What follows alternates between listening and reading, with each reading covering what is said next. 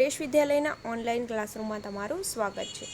આજે આપણે unit 5 helping hands સમજીશું. આપણે આ યુનિટમાં આગળ ઘણી બધી એક્ટિવિટી સમજી ગયા હતા. આજે આપણે એક્ટિવિટી 6A સમજવાના છીએ. તો ચાલો આપણે સમજીએ. Activity 6A. અહીં એક ચોપડીનું વર્ણન આપ્યું છે, તે સાંભળો અને વાંચો. તો બાળકો, અહીં તમને એક બુકનું વર્ણન આપવામાં આવ્યું છે, તે આપણે સમજીશું. Hello friends. હવે એક બુક છે તે આપણી સાથે વાત કરી રહી છે. તે શું કહે છે? Hello friends. Hi friends. Friends એટલે શું થશે? મિત્રો.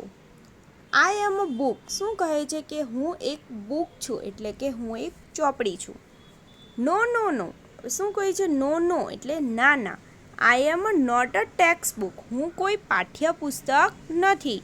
માય કઝિન એટલે શું થાય? પિતરાઈ. Is in your teacher's cupboard એટલે કે મારી પિતરાઈ તમારા ટીચરના કબાટમાં છે. I am not an exercise book હું કોઈ તમારી એક્સરસાઇઝ એટલે કે તમે જેમાં પ્રયત્ન કરો, પ્રેક્ટિસ વર્ક, તમે દાખલાની પ્રેક્ટિસ કરો ને, એટલે એવી એક્સરસાઇઝ બુક નથી.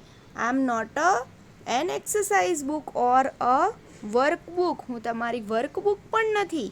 Can you guess who am I શું તમે ગેસ કરી શકો છો? શું તમે કહી શકો કે હું કઈ બુક છું? What did you say? A passbook શું તમે શું જવાબ આપ્યો? પાસબુક છું હું? નો ડિયર ના વહાલા. ડિયર એટલે શું થશે? વહાલા. આઈ એમ નોટ હું તે નથી. I am not useful in the bank હું બેંકમાં યુઝફુલ એટલે મદદરૂપ થતી નથી. એની આઈડિયા શું તમને બીજો કોઈ વિચાર આવે છે? Okay, May I give your hint હું તમને એક હિન્ટ આપું છું.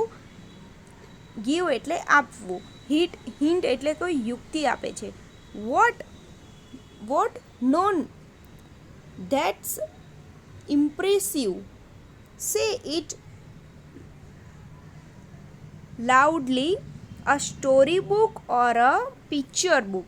સ્ટોરી બુક એટલે તમને ખબર જ હશે. સ્ટોરી બુક એટલે શું થાય? વાર્તાની ચોપડી.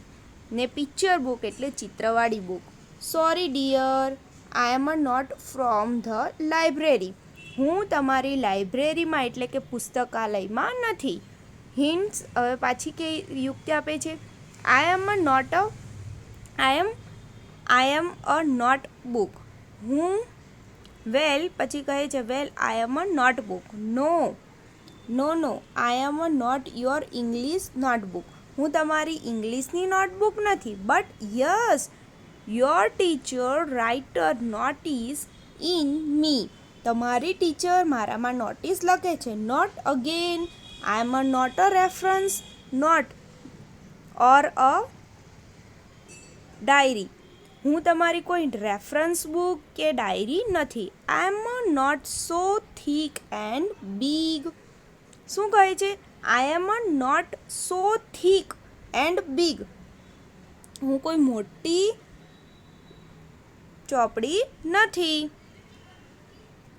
એની મોર ગેસ શું તમે હજી વિચારી શકો છો?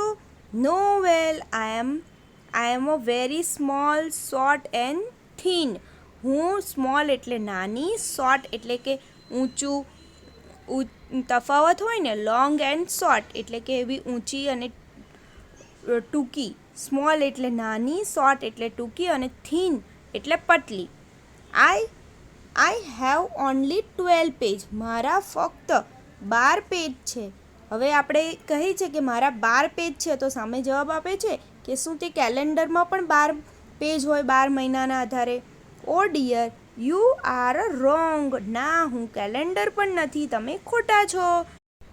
Your teacher writes and reads and calculate from me એટલે તમારા ટીચર રાઇટ્સ એટલે લખવું, રીડ્સ એટલે વાંચવું અને કેલ્ક્યુલેટ એટલે ગણતરી કરવી. But can a book be a calendar પણ હું તે કેલેન્ડર નથી. No not an atlas. There is no map in me. મારામાં કોઈ જ નકશો નથી. But I am blanks the book. તો બાળકો તમારે જ વિચાર કરવાનો છે. તો આ કઈ બુક છે? તો હવે ચાલો આપણે આગળની એક્સરસાઇઝ સમજીએ. Activity 6B.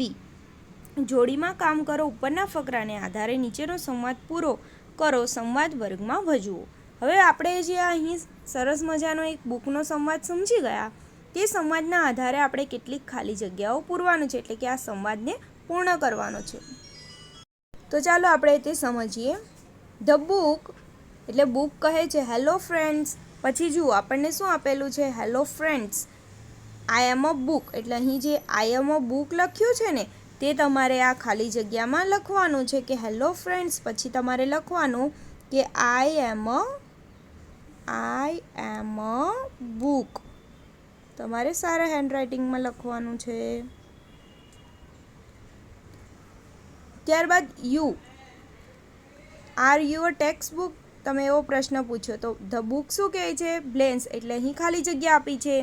પછી લખ્યું છે my cousin is in your teacher's cupboard. તો એની પહેલાં શું આવશે તે આપણે અહીં ફરી ફકરામાંથી શોધવાનું છે. તો એની પહેલાં શું આપ્યું છે? એની પહેલાં આપવામાં આવ્યું છે, હવે જુઓ આપણે જે આર યુ ટેક્સ્ટ બુક, તો પછી ટેક્સ્ટ બુક પછીનું લખવાનું કે નો આઈ એમ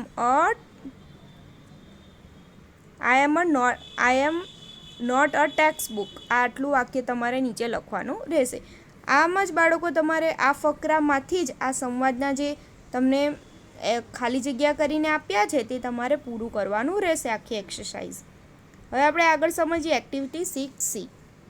જોડીમાં કામ કરો. આ ફકરામાં કેટલાક પ્રકારના બુક્સના નામ આવે છે તે અહીં લખો. તો હવે આપણે આ બુક્સમાં આ ફકરો જો સમજી ગયા, તેમાં ઘણી બધી બુક્સ આવે છે. તો તમારે તેમાંની કેટલીક બુક્સ લખવાની છે, જેમ કે એક્સરસાઇઝ બુક આવે છે, વર્ક બુક આવે છે, પછી સ્ટોરી બુક, પિક્ચર્સ બુક. આ રીતે બાળકો તમારે આ એક્સરસાઇઝમાંથી બીજા પણ નામ, રેફરન્સ નોટ, ડાયરી, આ રીતે જે બુક્સો આવે છે ને, તે તમારે બધી જ બુક્સો આ એક્સરસાઇઝમાં લખવાની રહેશે શોધીને. એટલે બધી જ બુક્સોના નામ લખવાના છે. ત્યારબાદ એક્ટિવિટી 6D. જૂથમાં કામ કરો. એ સાથે યોગ્ય રીતે બી જોડો. એનો ઉપયોગ કોણ કરે છે તે બીમાં આપેલું છે. હવે તમને અહીં કેટલું આપવામાં આવ્યું છે કે એનો ઉપયોગ કોણ કરે છે તે બીમાં આપવામાં આવ્યું છે. તો ચાલો તે આપણે સમજીએ. બાળકો અહીં તમને જોડીને જ આપવામાં આવ્યા છે, તે આપણે સમજી લઈએ. An exercise book. તો એક્સરસાઇઝ બુકનો ઉપયોગ કોણ કરે છે? કાળા કલરના થી ટીક કર્યું છે સ્ટુડન્ટ, એટલે કે વિદ્યાર્થીઓ કરે છે. એન એટલાસ બુક એટલે જે નકશાપોથી હોય તેને એટલાસ બુક કહેવાય છે. એ સ્ટુડન્ટ્સ જિયોગ્રાફી, ટીચર અને ટ્રાવેલર કરે છે. An account book. એકાઉન્ટ બુકનો ઉપયોગ કોણ કરે છે તે પણ અહીં આપવામાં આવ્યું છે. An accountant, shopkeeper, businessman. ત્યારબાદ આપ્યું છે કે પાસબુક. તો પાસબુકનો ઉપયોગ બેંક કસ્ટમર કરે છે. ત્યારબાદ ટેક્સ્ટ બુક આપ્યું છે. તો ટેક્સ્ટ બુકનો ઉપયોગ અ ટીચર એન્ડ સ્ટુડન્ટ કરે છે. ચાલો બાળકો, હવે આપણે આગળની એક્સરસાઇઝ સમજીએ. Activity 6E. અહીં તમને ખરા ખોટા પૂછવામાં આવ્યા છે અને ખોટા વિધાન તમારે સુધારવાના છે. A passbook is useful in the bank. શું પાસબુક છે તે બેંકમાં યુઝફુલ છે? તો હા, પાસબુકનો ઉપયોગ તો આપણે બેંકમાં કરીએ છીએ, એટલે આપણે લખીશું ટ્રુ. એટલે આ વિધાન સાચું છે, એટલે તમારે ટ્રુ લખવાનું છે. There are work books and exercise books in the library. તો ફોલ્સ. લાઇબ્રેરીમાં કઈ બધી જ એક્સરસાઇઝ બુક, વર્ક બુક હોતી નથી. તેમાં કઈ બુક્સો જોવા મળે? પિક્ચર્સ બુક, આવી બધી બુકો જોવા મળે છે. એટલે અહીં આ વિધાનમાં તમારે ફોલ્સ લખવાનું છે. ત્યારબાદ આપ્યું છે 3rd number per the reference books are small and thin. તો શું આવશે? ફોલ્સ. ના, રેફરન્સ બુક તો કેવી હોય? જાડી, મોટી અને જાડી હોય. એટલે શું આવશે? બિગ એન્ડ થીક આવશે થીનની જગ્યાએ. ત્યારબાદ આપ્યું છે કે એન એટલાસ હેઝ મેપ તો ટ્રુ આવશે. We can read, writes and calculate with a account book તો શું આવશે? ટ્રુ આવશે. આ રીતે તમારે ખરા ખોટા પૂરવાના રહેશે ને ખોટા વિધાન તમારે નીચે સાચા કરીને લખવાના પણ છે. ત્યારબાદ આગળની એક્ટિવિટી જોઈએ. Activity 7A. તમે તમારા પરિવારને કેટલા ઓળખો છો? આવો જાણીએ. ખાલી જગ્યામાં વિગત ભરો. તો બાળકો અહીં તમને પરિવારલક્ષી કેટલીક વિગતો ભરવા કહી છે. તો તમારે બાળકો તમારી રીતે તમારા ઘરમાં જે રીતના હોય તે રીતના આ વિગતો ભરવાની છે. જેમ કે તમને એક એક્ઝામ્પલ આપ્યું છે. રિલેટિવ એટલે કે તમારે રિલેટિવમાં મધર, ફાધર, સિસ્ટર, બ્રધરના નામ આપવામાં આવે છે. એટલે કે રિલેશન. માતા છે તો માતા શું કરે છે? જોબ અથવા વર્કમાં જુઓ. તે કુકિંગ, ફૂડ, વોશિંગ ક્લોથ. તો પ્લેસ તે ક્યાં કરે છે? રસોઈ ક્યાં બનાવે તમારી મમ્મી? ઘરે બનાવે ને, એટલા માટે અહીં હોમ આપ્યું છે. ગોઈંગ એટ વર્ક તો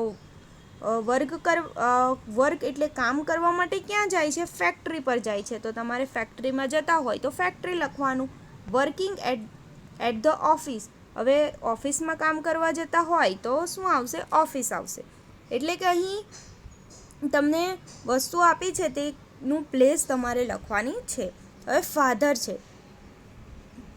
હવે ફાધર બાઇંગ વેજીટેબલ. હવે તમારા પપ્પાને શાકભાજી લેવું હોય તો ક્યાં જશે? Vegetable market. તો અહીં તમારે વેજીટેબલ માર્કેટ લખવાનું રહેશે. ત્યારબાદ કીધું છે બાઇંગ ગ્લોસરી. ગ્લોસરી એટલે કરિયાણાનું સામાન લેવું હોય તો ક્યાં જાય? ગ્લોસરી પાસે જાય, કરિયાણાની દુકાન. ગ્લોસરી શોપ. તો અહીં તમારે ગ્લોસરી શોપ લખવાનું છે. Going to work. હવે તમારા પપ્પા કામ કરવા જવું હોય તો તે ઓફિસમાં કામ કરતા હોય તો તમારે અહીં ઓફિસ લખવાનું છે. આ રીતે તમારે સિસ્ટર અને બ્રધરનું પણ જે આપ્યું છે તે તમારે જાતે ભરવાનું રહેશે. આપણે આગળ સમજીએ એક્ટિવિટી 7B. આ વિગતો પરથી ઉદાહરણ પ્રમાણે વાક્ય બનાવો. તમારી વિગતો અને વાક્ય વર્ગના મિત્ર સાથે સરખાવો અને વર્ગમાં રજૂ કરો. તો અહીં તમને જે આપવામાં આવ્યું છે બ્લેન્સ ઇઝ માય મધર. તો તમારે અહીં પહેલાં તો તમારી મધરનું નામ લખવાનું છે. She is a home maker. She is also a factory. તે હોમ મેકર પણ છે અને ફેક્ટરી પર વર્ક પણ કરે છે. એટલે વર્કર, પછી અહીં ખાલી જગ્યા આપી છે અથવા બીજું કોઈ કરતા હોય તે લખવાનું. She works at home and at, પછી બીજું કોઈ કામ કરતા હોય તો લખવાનું છે. હવે આપણે આગળ સમજીએ તો અહીં અમારી આ યુનિટ સરસ મજાનો યુનિટ પૂરો થવા જઈ રહ્યો છે. તો ત્યાં તમને સરસ મજાનો આપણો ઇન્ડિયાનો મેપ આપવામાં આવ્યો છે. જુઓ તો આ જે નકશો છે તે આપણા ભારત દેશનો છે. હવે અહીં તમને લખવામાં પણ આવ્યું છે કે આઈ લવ માય ઇન્ડિયા. હું ભારતને ચાહું છું. India, my India. I don't know how much I love my India. તો અહીં આપવામાં આવ્યું છે કે ઇન્ડિયા, ભારત મારો. આઈ ડોન્ટ નો મને ખબર નથી. How much I love my India. હું મારા ભારત દેશને કેટલો ચાહું છું. તો આ સાથે આપણો આ યુનિટ પૂરો થાય છે. હવે નવો યુનિટ આપણે નેક્સ્ટ વિડીયોમાં સમજીશું.